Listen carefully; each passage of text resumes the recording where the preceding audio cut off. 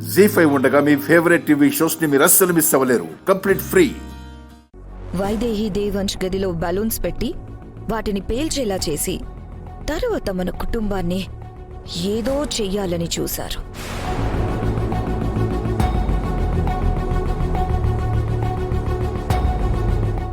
అదృష్టం బావుండి ముందే తెలుసుకోవడం వల్ల అందరం క్షేమంగా ఉన్నామత్తయ్య.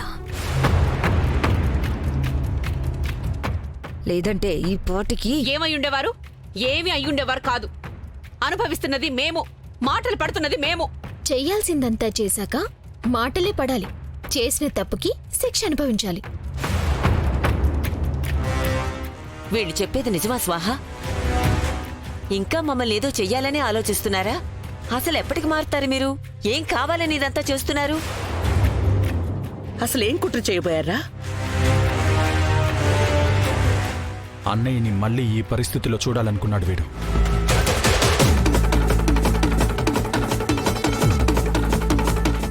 ఆ పాపానికి ఆ భగవంతుడు వీడికి శిక్ష విధించాడు.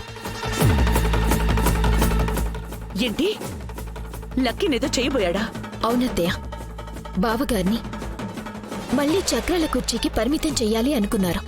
అందుకే ఆ దేవుడు ఈ రకంగా శిక్షించాడు. దేవుడు కాదు, దశరథ రామయ్య, మీ మామగారు. మమ్మల్ని ఎక్కడా బ్రతకనివ్వకుండా చంపుతున్నాడు. ఏం మాట్లాడుతున్నావు స్వాహ? నా రాజా మిమ్మల్ని చంపపోయాడా? ఈ కుటుంబం అంతా ఒకటిగా ఉండాలి, కలిసి బతకాలి అని కలలుగన్న నా కొడుకు మిమ్మల్ని చంపపోయాడా? చంపుతారమ్మమ్మా. ఈ కుటుంబానికి ఆపద కలిగించాలి అనుకునే వాళ్ళని మావయ్య గారు క్షమించరు. అంటే మీ మనసు ఇంత పాడు ఆలోచనలతో నిండిపోయున్నాయి. దీన్ని బట్టే నాకు అర్థమవుతోంది. మారరు మీరు. అసలేం కావాలి మీకు? ఎప్పుడో మారిపోయావక్క. ఇంకా మారాలి మారాలి అని మమ్మల్ని ఇలా చిత్రహింసలు పెడుతుంటే చావు తప్ప మాకు వేరే దారి కనపడ్డం లేదు. ఇప్పటికే నా కొడుకు జీవశవంలా మారిపోయాడు. ఇకనైనా మమ్మల్ని వదిలిపెట్టండి, మీకు దండం పెడతాను.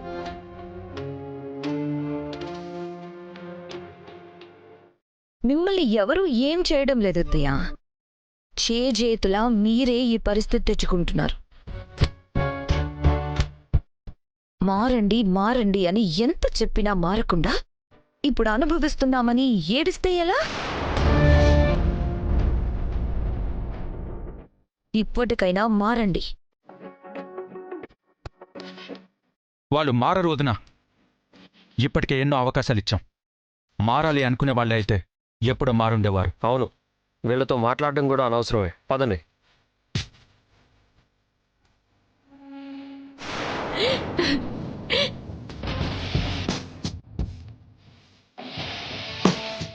ఒంట్లో ఏ భాగమో పని చేయకుండా మెదడు మాత్రమే పనిచేసేలా ప్రాణాలు తీయకుండా ఎందుకు మా నాన్న వదిలేశారో తెలుసా?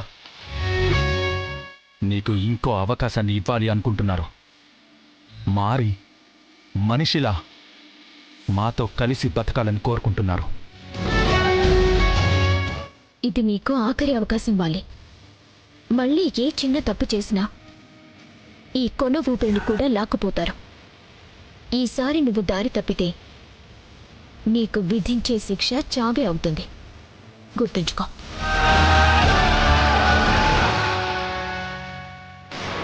ఏంటి వైదేహి, పుట్టింటి మీదకి మనసు మళ్ళిందా? ఎల్లుండే సీమంతం కదా బావా. అర్థమైంది వైదేహి. సీమంతానికి పుట్టింటి వాళ్ళు రావాలి, అంతే కదా? ఏ ఆడపిల్లకైనా పుట్టింటి వాళ్ళిచ్చే పసుపు కుంకాలే తనకి తన బిడ్డకి రక్షగా ఉంటాయని ఆశపడుతుంది కదా బావా. వైదేహి, ఎవరు కాదన్నారు? ఆ ఆశ తీరిపోతే సరిపోతుంది కదా. అత్తయ్య మామయ్యలని పిలుద్దాం. కానీ ఇప్పుడు వాళ్ళున్న పరిస్థితిలో సీమంతమని చెప్పి వాళ్ళని ఇబ్బంది పెట్టలేను. అందుకే సీమంతమన్న సంగతి కూడా వాళ్ళకి చెప్పలేదు. ఇబ్బంది ఏముండదు వైదేహి, వాళ్ళు తప్పకుండా వస్తారు. నాన్నే ఫోన్ చేస్తున్నారు బావా. మాట్లాడు. హలో నాన్న. అమ్మా వైదేహి, ఎలా ఉన్నావమ్మా? బాగున్నాను నాన్న. అమ్మెలా ఉంది? తమ్ముడెలా ఉన్నాడు? అందరం బాగున్నావమ్మా. తమ్ముడు కూడా చాలా బాగున్నాడు. నువ్వెలా ఉన్నావమ్మా? అన్ని జాగ్రత్తలు తీసుకుంటున్నావు కదా? తీసుకుంటున్నాను నాన్న. నా పిచ్చి గాని జాగ్రత్తలు తీసుకుంటున్నావా అని నేను నిన్నడగటం ఏంటి? అక్కడ నిన్ను కాలు కూడా నేల మీద పెట్టకుండా చూసుకుంటారని తెలుసు. ఇంత బాగా చూసుకున్నా ఏ ఆడపిల్లైనా పుట్టింటి చల్లని చూపు కోసం ఎదురు చూస్తుంది నాన్న.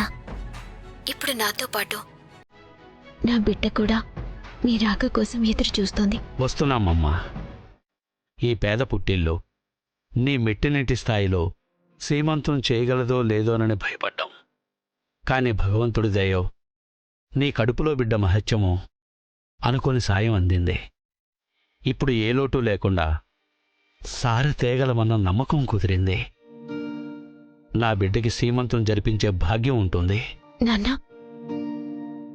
మావయ్య, మీ ఆశీర్వాదమే మాకు కోట్ల రూపాయల కన్నా విలువైంది.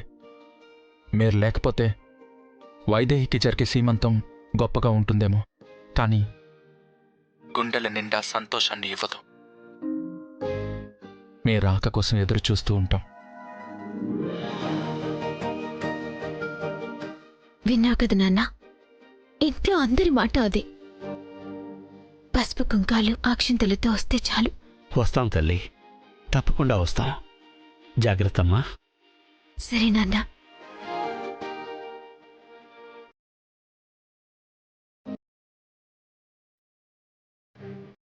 గురువుగారు సీమంతం జరిగి అందరి ఆశీర్వాదాలు దక్కితే ఏ ఆపదలు ఉండవని చెప్పారు బావా.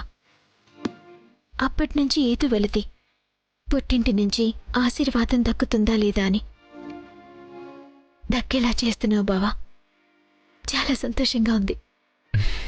ఇక అంతా సంతోషమే వైదేహి. సీమంతం జరిగేసరికి వాలి స్వాహ పిన్నిలో కూడా మార్పు వచ్చేస్తుంది చూడు. జీ5 యాప్ డౌన్లోడ్ చేసి అన్ని ఎపిసోడ్స్ పూర్తి ఉచితంగా చూడండి.